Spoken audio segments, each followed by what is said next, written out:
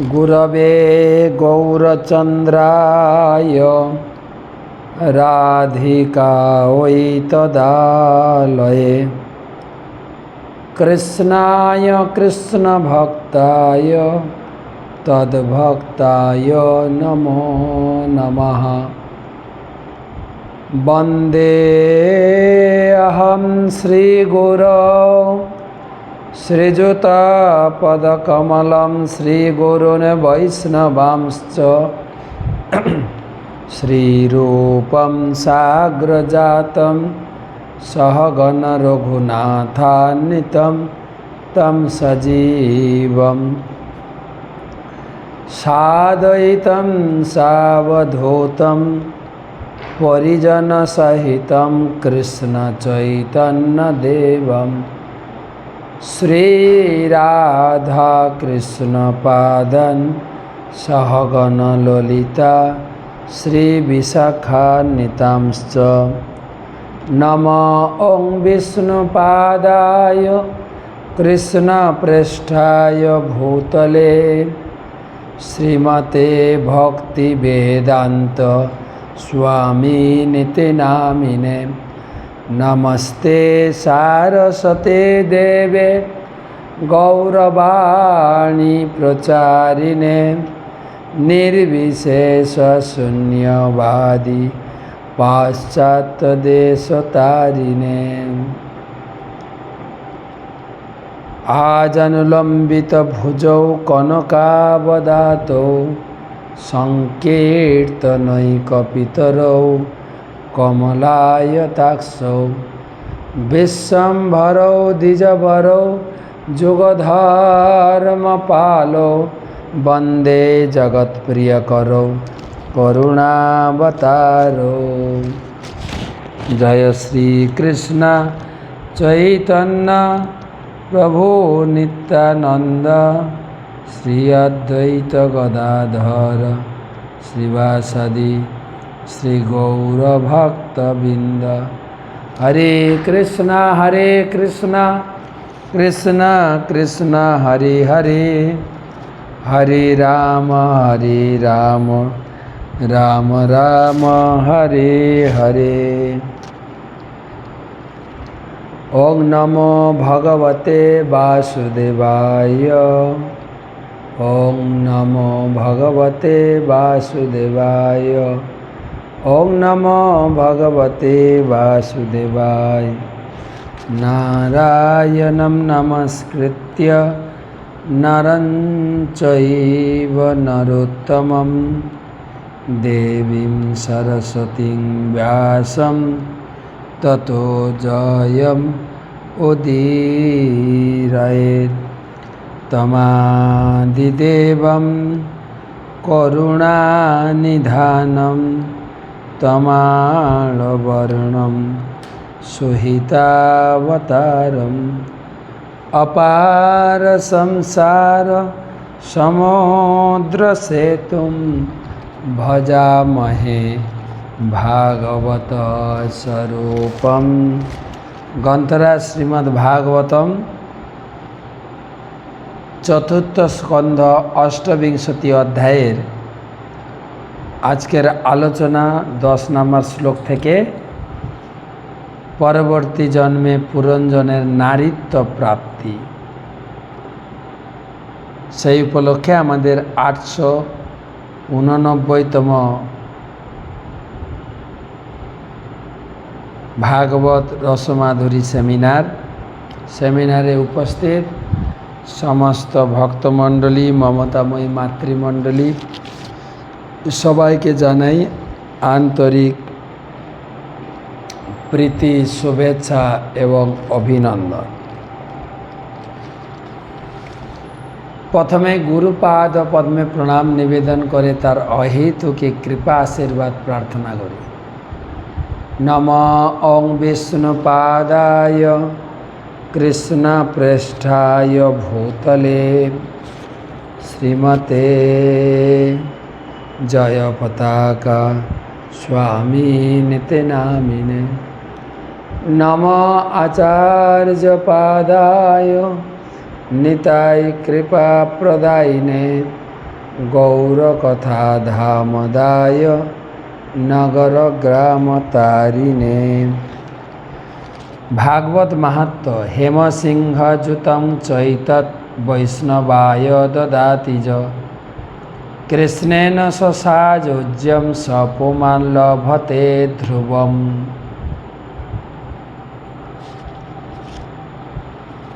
বলা হচ্ছে কোনো বিষ্ণু ভক্ত বৈষ্ণবকে কেউ যদি সোনার সিংহাসনে রেখে ভাগবত দান করে তার মুক্তি নিশ্চিত, ব্রহ্ম সাযুজ্য লাভ করবেন। তো আজকে হরিবাসর, আমি এখন দুর্গাপুরে রয়েছি। আজকে হরিবাসর করব, মানে সারা রাত জাগরণ এবং নাম কীর্তন, গীতা প্রবচন এই করে সময়টাকে ব্যবহার করব। হরিবাসর, হরিকে সঙ্গে রেখে আমাদের চর্চা আজকে।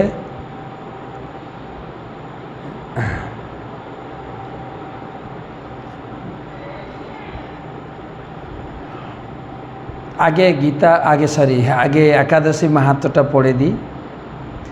জ্যৈষ্ঠ শুক্লপক্ষের এই নির্জলা একাদশীর বর্ণন ব্রহ্মবৈবর্ত পুরাণে শ্রী ভীমসেন ব্যাস সংবাদ রূপে পরিদিষ্ট। ভীমসেনের সঙ্গে ব্যাসদেবের আলোচনা।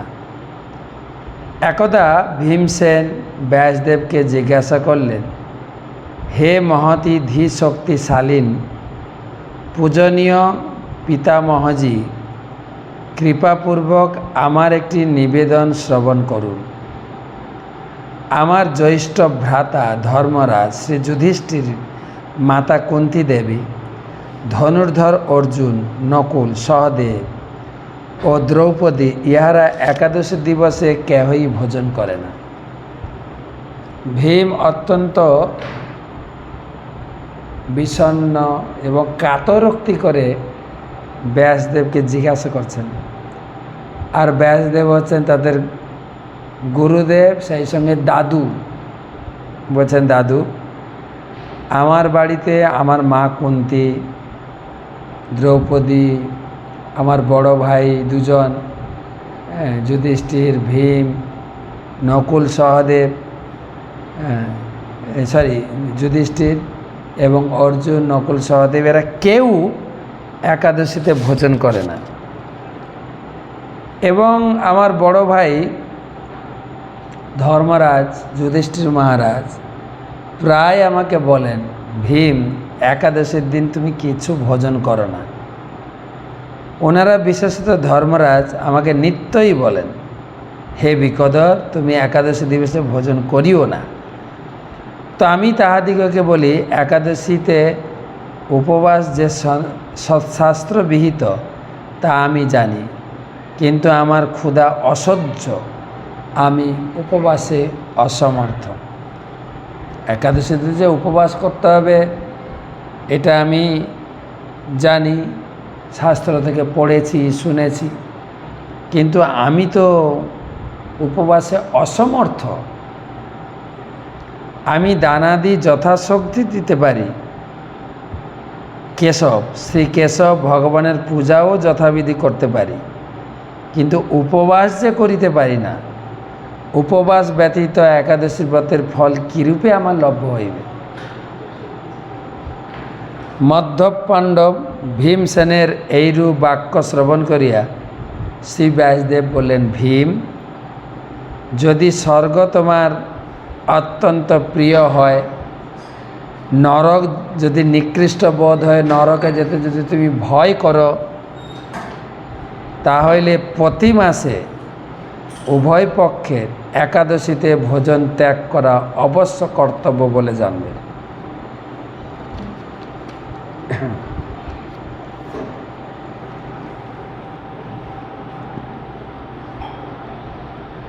আর তৎশ্রবণে শ্রী ভীম সে বললেন, হে মহামনে, আমি প্রতি বর্ষে ভগবত উপদিষ্ট চতুর্বিংশতি নিরম্ব উপবাস কি করিয়ে করব। হ্যাঁ, বছরে 14টা একাদশী নিরম্ব উপবাস করা আমার পক্ষে অসম্ভব।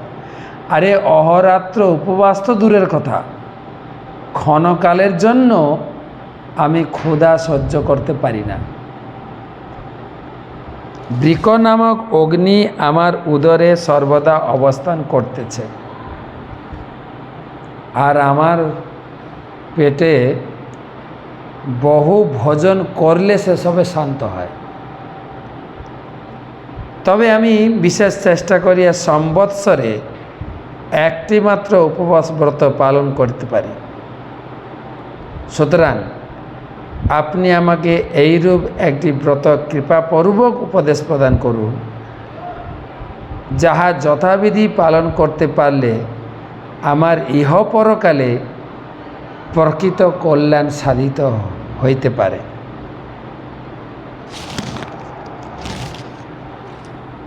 শ্রী ব্যাসদেব বলেন, হে রাজন, মানব ধর্ম ও বৈদিক ধর্মের কথা তুমি আমার নিকট অনেক শুনেছ, কিন্তু এই কলিকালে সেই ধর্মযাজনের শক্তি সকলের নাই। এজন্য অল্প ক্লেশে সরল উপায়ে মহাফল প্রাপ্তর বিধি তোমাকে বলিতেছি। ইহা সকল পুরাণের সারাংশ। যিনি দুই পক্ষেরই একাদশী ব্রত পালন করেন, এই 2 দিন ভোজন করেন না, তাহাকে আর নরকে যাইতে হয় না।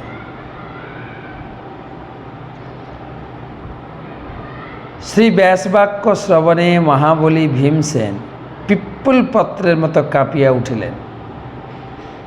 ভীম এইসব কথা শুনে থরথর করে কাঁপছে। তাহলে আমি কি করব? আমার উপায় কি হবে? আমি যে উপবাস করতে সম্পূর্ণরূপে অসমর্থ। অতএব হে প্রভু, কৃপাপূর্বক অধিক ফলব্রত একটি ব্রত আমাকে উপদেশ প্রদান করুন, যাহা পালন করিয়া আমি সকল কল্যাণ ভাজন হইতে পারি। তো আমার পক্ষে তো 24টা একাদশী করা সম্ভব নয়। আপনি একটার কথা বলুন, একটা। তখন শ্রী ব্যাসদেব বললেন, বিষ বা মিথুন রাশিতে সূর্য অবস্থানকালে জ্যৈষ্ঠ মাসের শুক্লপক্ষে যে একাদশী তিথি উপস্থিত হয়, উহাকে নির্জলা একাদশী বলে। উহাতে নির্জল ব্রত করিতে হইবে। 1 মাসা সুবর্ণ বা সরিষা পরিমাণ মণি ডুবিয়া যায় এমন পরিমাণ জলে আচমন করা বিহিত। আচমন করবেন, একটা সরিষা ডুববে, মানে আচমন তো সকালে করতে হয় ব্রত ধরার জন্য, সেটা বলছে। গোকর্ণের সমান হস্ত করিয়া, গোকর্ণ মাসমাত্র জলে, একটি মাস করলে ডুবিয়া যায়, এইরূপ এই পরিমাণ জলে আচমন করা উচিত। ইহার কম বা বেশি মদিরা পান সদৃশ হইয়া যায়।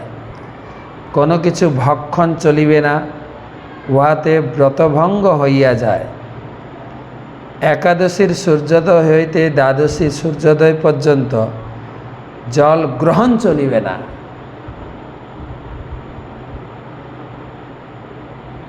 এই প্রকারে এই নিরুম্ব উপবাস পালন করিলে বিনা যত্নে 12 মাসের একাদশী ব্রতের ফল প্রাপ্ত হওয়া যায়।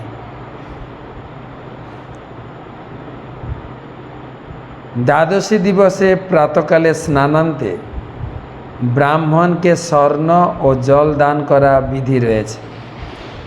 ইহার পর ব্রতী কৃতকৃত্য হইয়া ব্রাহ্মণের সহিত ভোজন করিবেন। দ্বাদশীতে যখন আগামীকাল পারণের সময় দেখে আগে ব্রাহ্মণ বৈষ্ণবকে ভোজন করাবেন, তারপরে আপনি আহার্য গ্রহণ করবেন। হে ভীমসেন, এই রীতিতে ব্রত করিলে যে পুণ্য হয় তা শ্রবণ কর।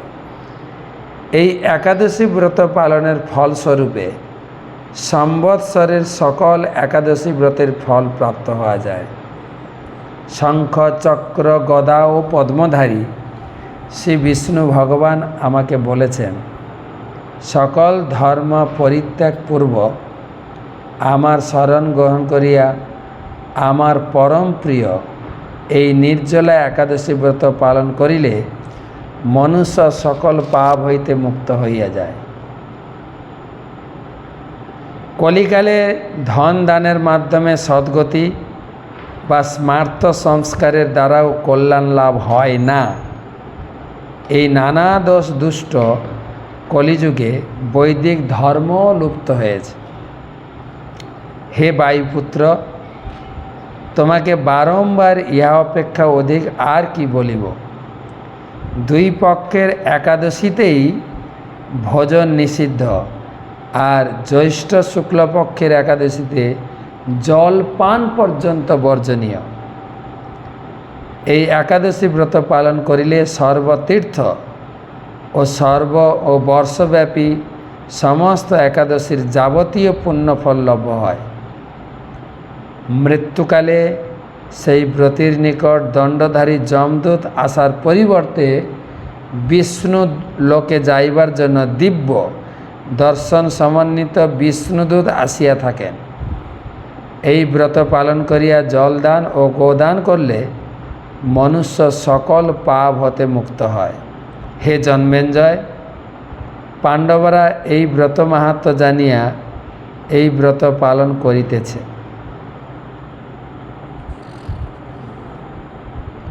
ভীমসেন ওই দিন হইতে নির্জলা একাদশী ব্রত পালন করতে থাকায় এই একাদশী পাণ্ডবা নির্জলা বা ভীমসেনী একাদশী নামে প্রসিদ্ধ হয়েছে। সুমেরু অথবা মন্দরাচল পর্বত সদৃশ পাপরাশি এই একাদশী ব্রত পালন ফলে নিঃশেষে ভস্মিত হয়ে যায়। হে রাজন, শ্রীকৃষ্ণ বলিয়াছেন, নির্জলা একাদশী দিবসে স্নান, দান, জপ, হোম ইত্যাদি যা কিছু মনুষ্য করিয়া থাকে তৎসমুদয় অক্ষয় হইয়া যায়। স্নান, আমরা গঙ্গা স্নান করলাম। দান, আমরা সন্ন্যাসী লোক কি দান করব। জপ, হোম যা কিছু মনুষ্য করিয়া থাকে তৎসম্বন্ধেই অক্ষণ হয়ে যায়। এই একাদশী মাহাত্ম্য যে ভক্তিপূর্বক পাঠ করবেন বা শ্রবণ করবেন তিনি স্বর্গ বা বৈকুণ্ঠ লোক প্রাপ্ত হবেন।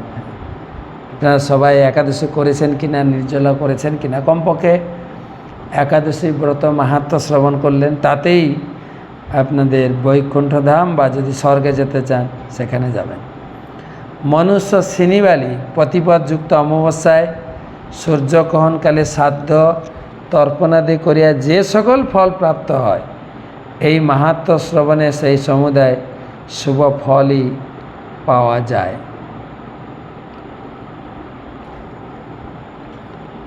তো এখানে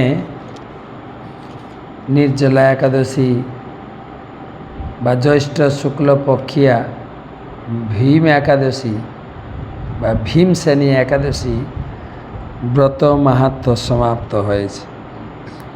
নির্জলা একাদশী ব্রত কি যায় তা আমরা আলোচনা করব।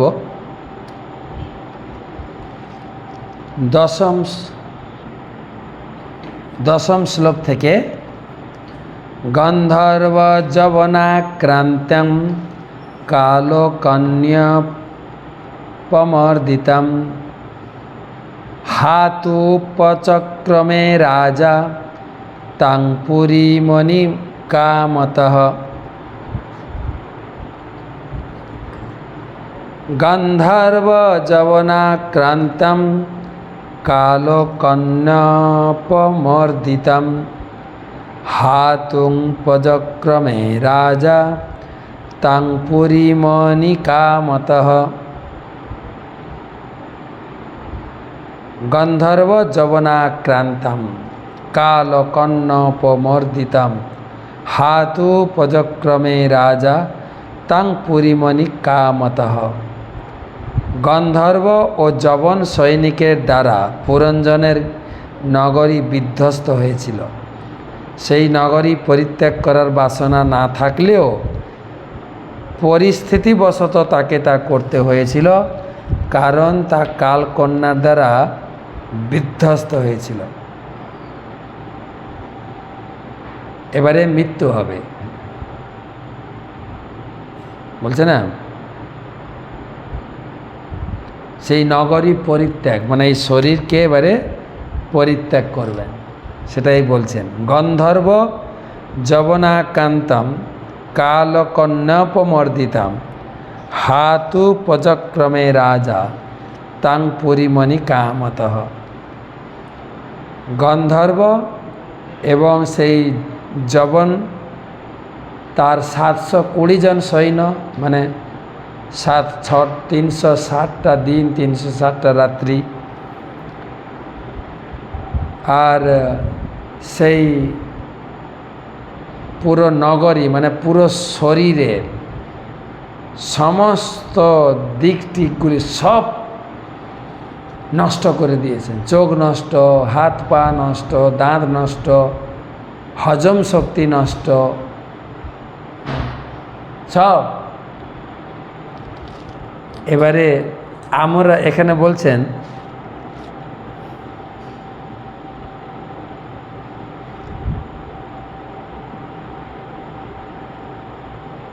সেই নগরী পরিত্যাগ করতে চাইছে না।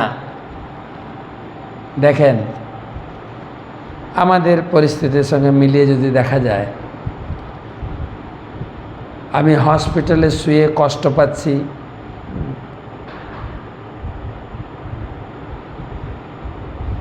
মরছি না, কোনো প্রকারের আমি মরতে চাইছিও না। এই ডাক্তার যদি ভালো না করতে পারে, আমাদের গ্রামের ডাক্তার শহরে যাব, কলকাতা যাব, ভেলোরে যাব। সেই জন্য এখানে বলছেন সেই নগরী পরিত্যাগ করতে চাইছে না, অনিকামত, অনিচ্ছা সত্ত্বেও। প্রচুর শারীরিক যন্ত্রণা, শারীরিক অক্ষমতা, তথাপি হসপিটালে গিয়ে যদি জিজ্ঞেস করা হয়, দাদু কেমন আছেন, দিদা তুমি কেমন আছো, হ্যাঁ রে ভালো আছি। চিররোগী দুঃখভোগী বিছানাতে শুইয়া শুইয়া ভালো আছি কহে হাসিয়া হাসিয়া, শরীর ত্যাগ করতেই চায় না। সে কতটা উপলব্ধি করে কে জানে, কিন্তু বাড়ির লোক যারা দেখে যে লোকটা কত কষ্ট পাচ্ছে, কত কষ্ট পাচ্ছে।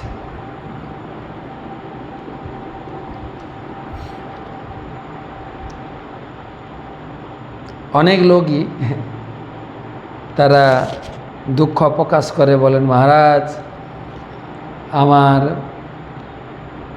একজন আত্মীয় বিছানা সজ্জা বেডশো হয়ে গেছে, কি কষ্ট পাচ্ছে, প্রাণটা যাচ্ছে না, ভগবানের কাছে প্রার্থনা করুন ওর জন্য প্রাণটা চলে যায়।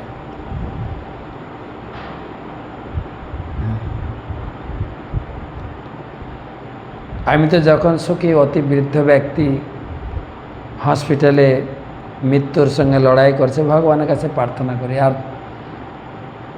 ওর জীবনের কষ্ট কর্মফলকে কমিয়ে তাড়াতাড়ি ওকে ঊর্ধ্বগতি দিয়ে দিন। একে তো হসপিটালে এত কষ্ট, ঘরে এসে তার সেবা কে করবে? কে এমন মহৎ ব্যক্তি, দয়ালু ব্যক্তি যে নিজের জীবনকে উৎসর্গ করে রোগীর সেবা করবে? হয়তো আপনি আয়া বা নার্স রেখে দেবেন, ওদের তো কর্ম করে টাকা ইনকাম করতে হবে, কিন্তু তা না হলে। তো প্রভুপাদ এই শ্লোকের উপরে বিস্তারিত তাৎপর্য 1.5 পৃষ্ঠা।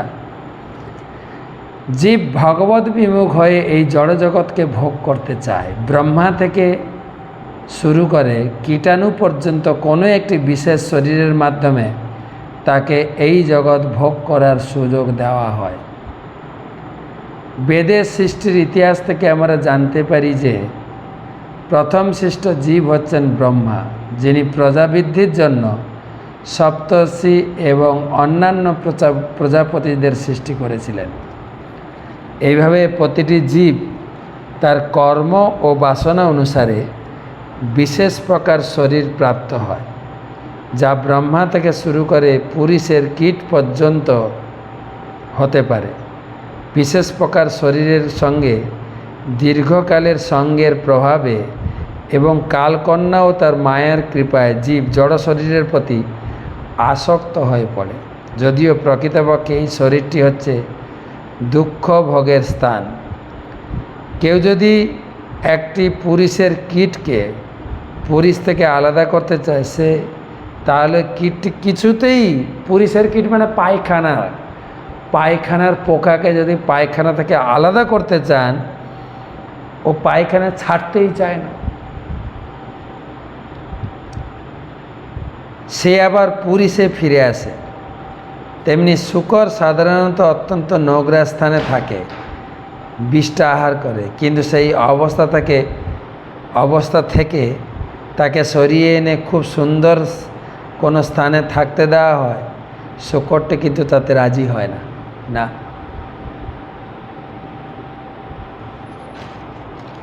এইভাবে আমরা যদি প্রতিটি জীবকে পরীক্ষা করি, তাহলে আমরা দেখতে পাবো যে সে অধিকতর আরামদায়ক পরিস্থিতিতে থাকার প্রস্তাব প্রত্যাখ্যান করে না, এই বেশ ভালো আছে।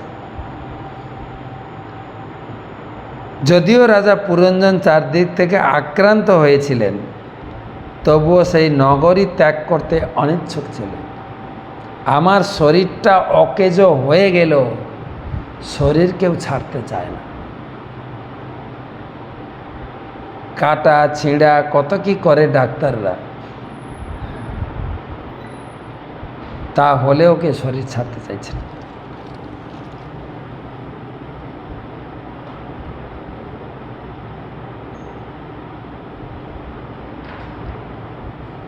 পক্ষান্তরে বলা যায় যে জীব যে অবস্থায় থাকুক না কেন, তার দেহটি সে ত্যাগ করতে চায় না, কিন্তু তা হলেও তাকে দেহত্যাগ করতে বাধ্য হতে হয়, কারণ এই জড় দেহটি চিরস্থায়ী নয়। জীব বিভিন্নভাবে এই জড় জগৎকে ভোগ করতে চায়, তাই প্রকৃতির নিয়মে তাকে এক দেহ থেকে আরেক দেহে দেহান্তরিত হওয়ার অনুমতি দেওয়া হয়। ঠিক যেভাবে মানুষ একটি শিশুর শরীর থেকে বালকের শরীর প্রাপ্ত হয়, বালকের শরীর থেকে যুবক শরীর প্রাপ্ত হয়, যুবকের শরীর থেকে প্রাপ্তবয়স্ক পুরুষের শরীর প্রাপ্ত হয়, এই পন্থা চলতেই থাকে। অন্তিম অবস্থা যখন শরীরটি বৃদ্ধ অক্ষম হয়ে যায়, তখনও দেহটি ব্যবহারের সম্পূর্ণ অযোগ্য হলেও জীব তা ত্যাগ করতে চায় না।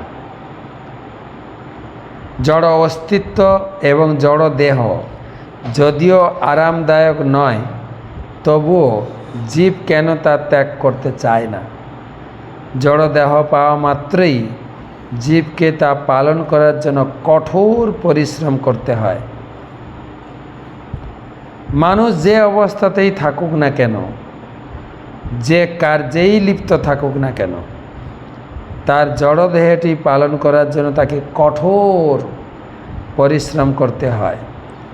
দুর্ভাগ্যবশত বর্তমান মানব সমাজে আত্মার দেহান্তর সম্বন্ধে কারোরই কোনো জ্ঞান নেই বা জানতেও চায় না। যেহেতু জীব সচ্চিত আনন্দময় ভগবত ধামে প্রবেশ করার প্রত্যাশী নয়, তাই সে বর্তমান শরীরটিকে আঁকড়ে ধরে রাখতে চায়, যদিও তা সম্পূর্ণরূপে অকেজ। তাই এই জড়জগতে সর্বশ্রেষ্ঠ জনকল্যাণমূলক কার্য হচ্ছে কৃষ্ণ ভাবনামৃত আন্দোলনের প্রসার করা। এই আন্দোলন মানুষকে ভগবত ধাম সম্বন্ধে সমস্ত তত্ত্ব প্রদান করছে। ভগবান শ্রীকৃষ্ণ রয়েছেন এবং তার কাছে ফিরে গিয়ে সকলেই নিত্য জ্ঞানময় ও আনন্দময় জীবনযাপন করতে পারেন। কৃষ্ণ ভক্ত দেহত্যাগ করতে ভয় করেন না, কারণ তিনি জানেন যে তার স্বরূপে তিনি নিত্য। কৃষ্ণ ভাবনাময় ব্যক্তি চিরকাল ভগবানের দিব্য প্রেমময়ী সেবায় যুক্ত।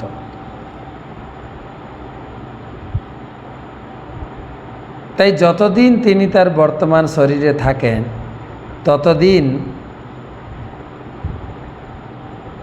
তিনি ভগবানের প্রেমময় সেবায় যুক্ত হয়ে সুখী থাকেন, এবং যখন তিনি তার দেহত্যাগ করেন তখনও তিনি স্থায়ীভাবে ভগবানের সেবায় নিরন্তর যুক্ত থাকেন।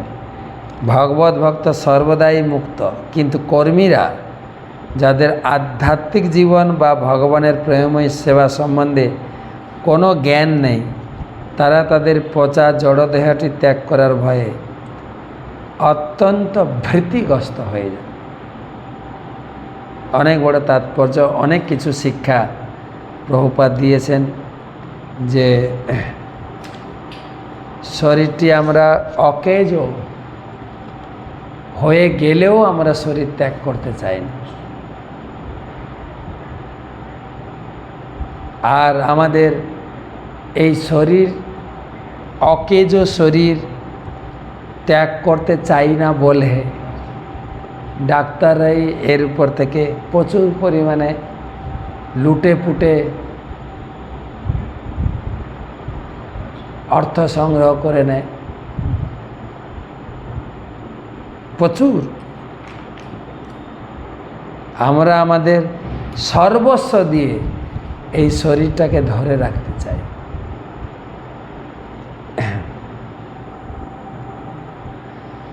11 নম্বর শ্লোক।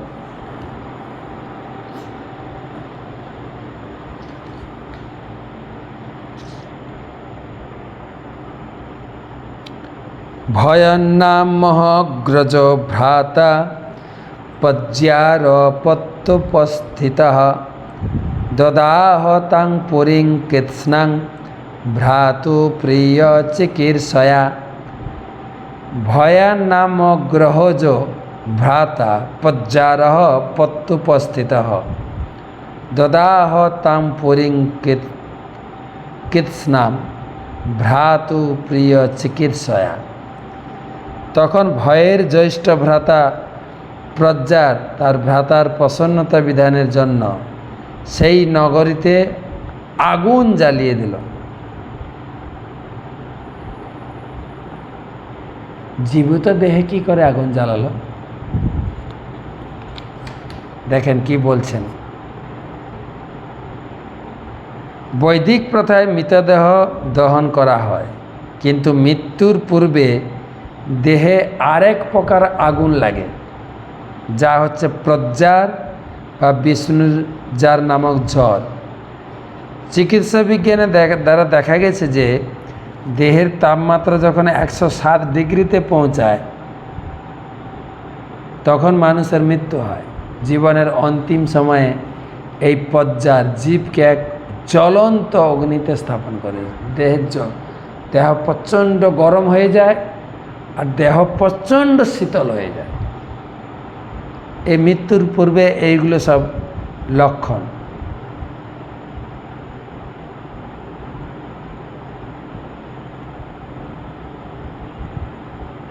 তস্যাম সন্দজ্যমানায়াম সপৌরস পরিচ্ছদঃ কৌটুম্বিকঃ কুটুম্বিন্যা উপাতপত সান্নয়। তস্যাম সন্দজ্যমানায়াম সপৌরস পরিচ্ছদঃ কৌটুম্বিকঃ কুটুম্বিন্যা উপাতপত সান্নয়। সেই নগরী যখন দগ্ধ হচ্ছিল তখন সমস্ত নাগরিকেরা, রাজার ভৃত্যরা, আত্মীয় স্বজনেরা, পুত্র পৌত্র পত্নী অত্যন্ত অন্যান্য কুটুম্বগণ সেই আগুনে দগ্ধ হতে লাগলো। রাজা পুরঞ্জন তার ফলে অত্যন্ত দুঃখিত হয়েছিলেন। কারা পুড়ল? লেখা আছে আত্মীয় স্বজন, পুত্র পৌত্র পত্নী এরা আবার কারা? সব রূপক কাহিনী হচ্ছে তো। এরা কারা? না, শরীরের অনেক অঙ্গ রয়েছে, ইন্দ্রিয়, হাত পা, ত্বক, মাংসপেশি, রক্ত, মজ্জা ইত্যাদি, এবং সেগুলিকে এখানে আলংকারিকভাবে পুত্র পৌত্র নাগরিক অনুচরবর্গ ইত্যাদি রূপে দর্শন করা হয়েছে।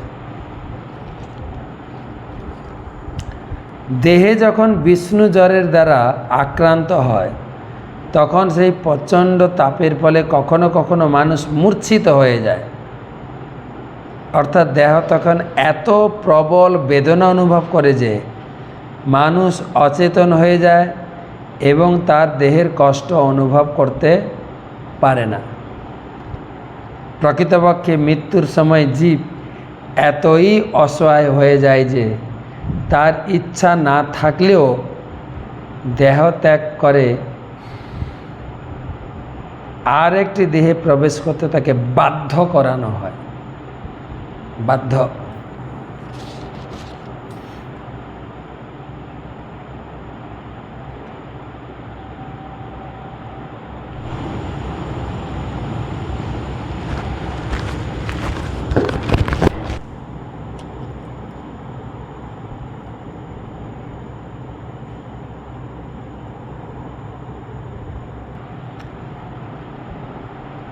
দেহ যখন বিষ্ণু জ্বরের দ্বারা আক্রান্ত হয় তখন সেই প্রচণ্ড তাপের ফলে কখনো কখনো মানুষ মূর্ছিত হয়ে যায়, অর্থাৎ দেহ তখন এত প্রবল বেদনা অনুভব করে যে মানুষ অচেতন হয়ে যায় এবং তার দেহের কষ্ট অনুভব করতে পারে না।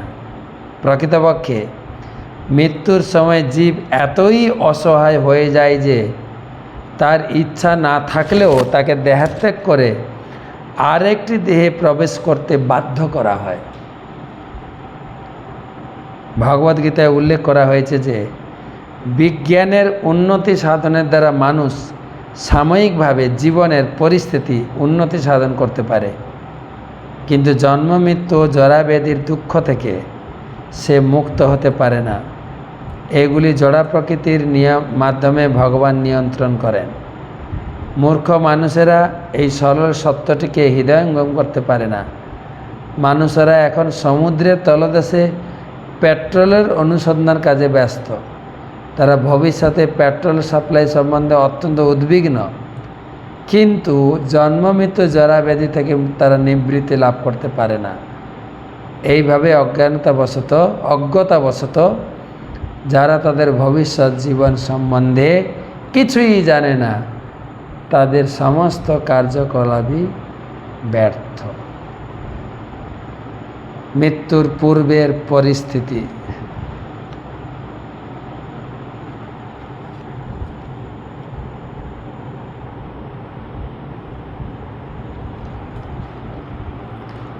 তো কতগুলো প্রশ্ন আছে, প্রশ্ন নেব এবং তারপরে আমাদের হরিবাসর শুরু হবে।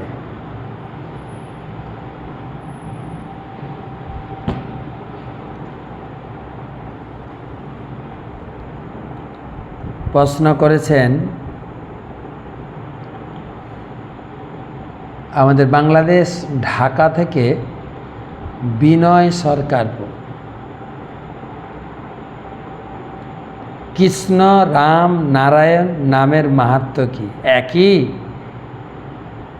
সমান, নাকি কম বেশি পার্থক্য আছে? বলছে সহস্র বিষ্ণু নাম এক রাম নামের সমান। চৈতন্য চৈতামৃতে শ্লোক দিয়ে বর্ণনা করা হয়েছে। 1000 বিষ্ণু নাম এক রাম নামের সমান। বিষ্ণু নাম মানে নারায়ণের নাম, যেটা আপনি বলছেন নারায়ণ।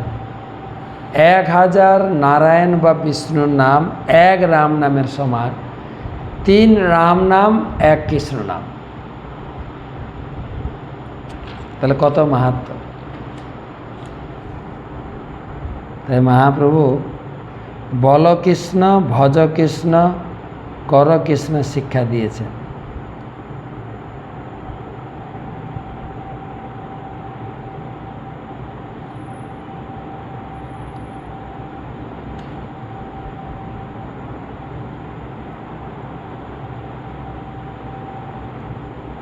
তারপরে প্রশ্ন করেছেন রাজবাড়ি বাংলাদেশ থেকে অর্পিতা, আমি জানতে চাচ্ছিলাম যে আমরা বলি যে রাধা গোবিন্দ জিউ মন্দির, এই জিউটা কি বোঝায়? জি একটা সম্বোধন, হ্যাঁ জি, হ্যাঁ বাবুজি, কাউকে জি বলে সম্বোধন করাটা হিন্দিতে একটা সম্বোধন পদ, জি, শ্রেষ্ঠ ব্যক্তিকে। যেরকম মাতা, মাতাজি। আর জিউ থেকে ভগবানের অর্থে ভগবানের কাছে আরও সম্বোধন জুড়ে বলে জিউ, রাধা গোবিন্দ জিউ বা রাধা গোবিন্দের জয় হোক, জিউ, জি।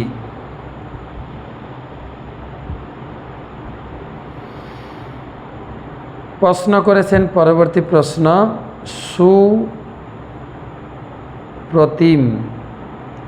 সুপ্রতিম পুরকাইত,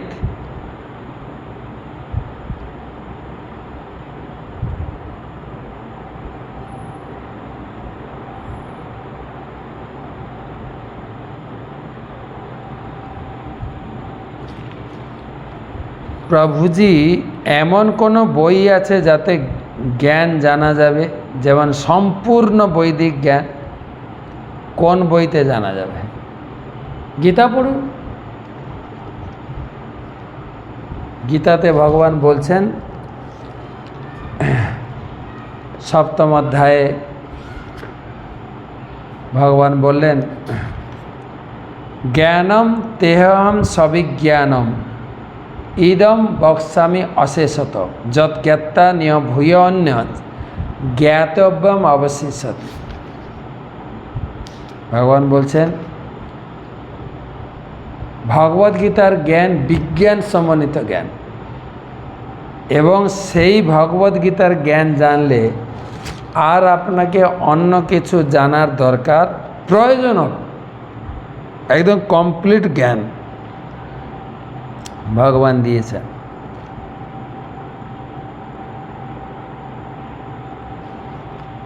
হাওড়া থেকে রাধিকা মাতাজি, রামায়ণ কেন লেখা হয়েছিল? মহাভারতে কতজন চরিত্র ছিল? মহাভারতের চরিত্র কতজন ছিল আমার হিসাব জানা নেই, অনেক চরিত্র। তবে রামায়ণ কেন লেখা হয়েছিল? ভগবান রামচন্দ্রের চরিত্র, ভগবান রামচন্দ্র একজন আদর্শ মহান রাজা ছিলেন। সীতা দেবীর চরিত্র, লবকুশের চরিত্র, সেই সঙ্গে অর্জুনের চরিত্র, উর্মিলা,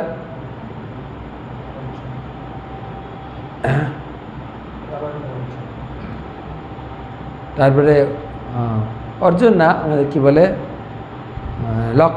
লক্ষণের চরিত্র, উর্মিলার চরিত্র, কিভাবে লক্ষণকে ছেড়ে দিলেন, তুমি যাও 14 বছর প্রভুর সেবা করে আস, অত্যন্ত মহান।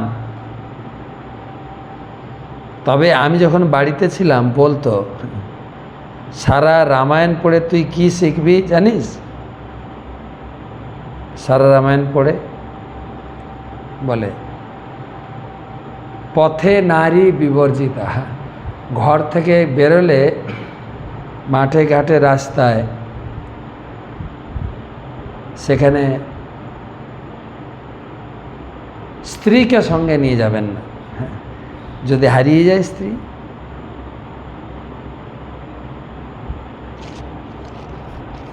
লাস্ট প্রশ্ন, রোহিত মণ্ডল, বর্ধমান,